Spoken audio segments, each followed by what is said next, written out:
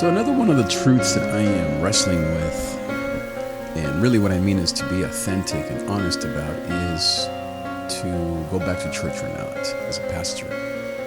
I have a few leads, opportunities, just feelers out there, as Dad Baker would say. My beautiful Dad Baker, I miss you so much. And that could turn into something. But there's a lot of things going on. Should I leave what we're currently doing as far as serving? And I think that that is what God is saying to do. I think that I'm not sure if it's our healing, if it's just simply a returning back to full-time ministry for me. I don't know exactly if it is teaching, which sounds very appealing to me.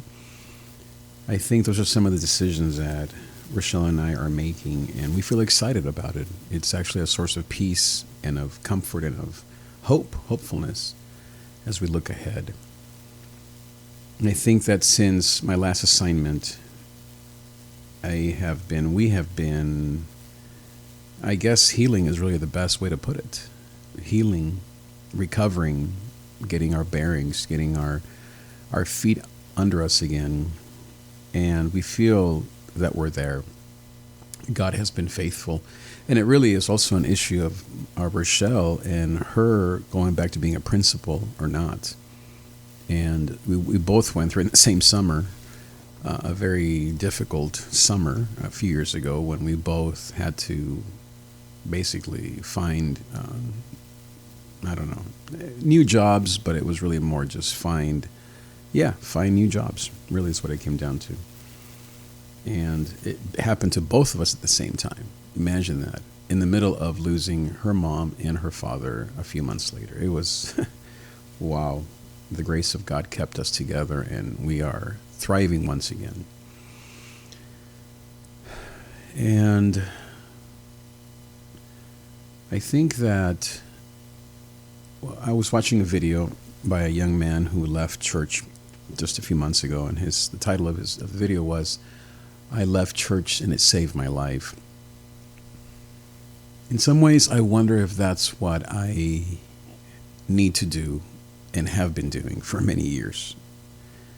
I just don't want to admit it, or really, I don't know what else to do. But now I have a path forward of teaching and etc. Now, when it comes to teaching, I must say that the daily grind of 9 to 5, getting up at 7 every morning, is difficult. I find myself wanting to take at least a day off every week, which isn't ideal. And right now I'm just subbing. Imagine once I actually have to lesson plan and grade papers and all the rest. So I am concerned about that.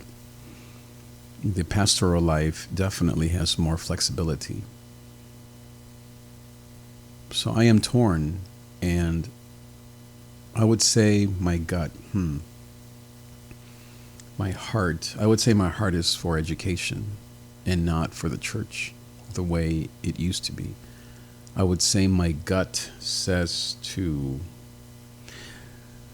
another way to put this, someone else said, when you have to make a choice, it's either a heck yes or I'm not going to say the word, but a heck no, basically, right?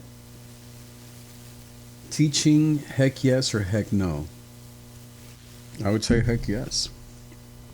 Church, heck yes or heck no? I would say heck no. It's really how it feels. You really have to go where the energy is. You have to go where the passion, or where the interest, a curiosity, as some people call it. Really, you have to move towards the curiosity, where your heart and your God really is leading. Even though there may be difficulties and getting up at 7 and blah, blah, blah. But when there's a mean, there's a way, right? When there's a will, there's a way. So just a little bit ago, I was stressing over all these things, and then I made a decision in my head to choose A instead of B. And I felt such peace. I literally felt a ton of peace. Now, it wasn't a full decision or a full conclusion. It was more of a kind of like a step in the right direction. And maybe that's all I need to know right now. And maybe that's all that God wants of me, and not to make grandiose decisions.